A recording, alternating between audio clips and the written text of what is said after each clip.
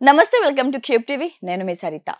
తెలుగు రాష్ట్రాలలో రామోజీరావు అంటే ఒక బ్రాండ్ ఒక సృష్టికర్త తెలుగు ప్రజలకు దినపత్రిక న్యూస్ ఛానల్ అంటే ఏంటో ఎలా ఉండాలో చూపించిన మీడియా మోడల్ ఆయన వార్త రాస్తే అప్పట్లో ప్రభుత్వాలే తారుమారు అయ్యేవి ఆయన రాసే రాతలపై అప్పట్లో అసెంబ్లీలోనే చర్చలు జరిగేవి ఆయన వార్తలకు ఎంతో పవర్ ఉందో ఇప్పటికే అర్థమవ్వచ్చు ఒక మీడియా రంగంలోనే కాదు చిట్ ఫండ్ పేరుతో పొదుపు ఎలా చేసుకోవాలో చూపించాడు రామోజీ ఫిలిం సిటీని పెట్టి తెలుగు సినిమాలకు కొత్త రంగులు హంగులు అద్దాడు అలాంటి అతిపెద్ద సామ్రాజ్య అధినేత అయిన రామోజీరావు కొద్దిసేపటి క్రితమే మరణించాడు చేర్కూరి రామోజీరావు కృష్ణా జిల్లా పెద్దపారుపూడిలో 1936 నవంబర్ 16న జన్మించారు చదువు పూర్తయిన వెంటనే ఆయనకు 1961లో రామాదేవితో పెళ్లయింది దాంతో ఆయన ఓ చిన్న ఏజెన్సీ ఆర్టిస్ట్ గా జీవితం ప్రారంభించారు కానీ అది నచ్చకపోవడంతో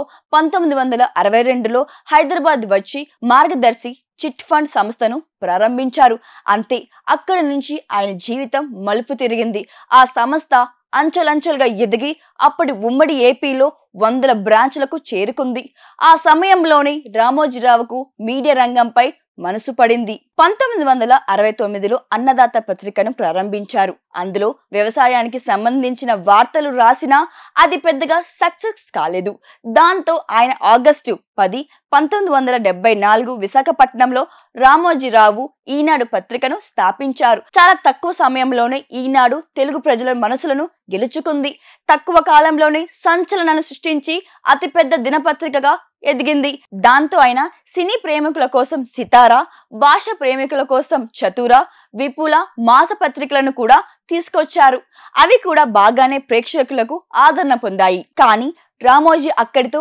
ఆగిపోలేదు ప్రియా ఫుడ్స్ పేరుతో పచ్చళ్ళ వ్యాపారం కూడా ప్రారంభించారు అది కూడా బాగానే సక్సెస్ అయింది ఇలా మీడియాలో ఇతర వ్యాపారాలలో ఎదుగుతున్న సమయంలో ఆయనకు సినిమా ఇండస్ట్రీపై కన్ను పడింది దాంతో వెంటనే 1983లో ఉషా కిరణ్ మూవీ సంస్థను ప్రారంభించారు అనేక సినిమాలు ఇందులో తీశారు కానీ అది ఆయనకు సరిపోలేదు అందుకే రామోజీ ఫిలిం సిటీని ఏర్పాటు చేశారు ఇది ఆసియా ఖండంలోనే అతిపెద్ద ఫిలిం సిటీగా ఇప్పటికీ దూసుకుపోతోంది ఇక రమాదేవి పబ్లిక్ స్కూల్ భారత్ పేరుతో మొబైల్ న్యూస్ యాప్లను కూడా తెచ్చారు ఇలా అనేక రంగంలో ఆయన సక్సెస్ అయ్యారు ప్రతి రంగంలోనూ తనకంటూ ప్రత్యేక పేజీలు క్రియేట్ చేసుకున్నారు క్రమశిక్షణ నిబద్ధతతో తాను ఎంట్రీ ఇచ్చిన ప్రతి రంగంలోనూ అగ్రభాగాన నిలబడ్డారు అతి సామాన్యుడి నుంచి మొదలైన ఆయన జీవితం వేల కోట్లలో సమాజానికి చేరుకుంది ఆయన సేవలకు గాను 2016లో పద్మ విభూషణ్ అవార్డు వరించింది ఇలా ఎదిగిన ఆయన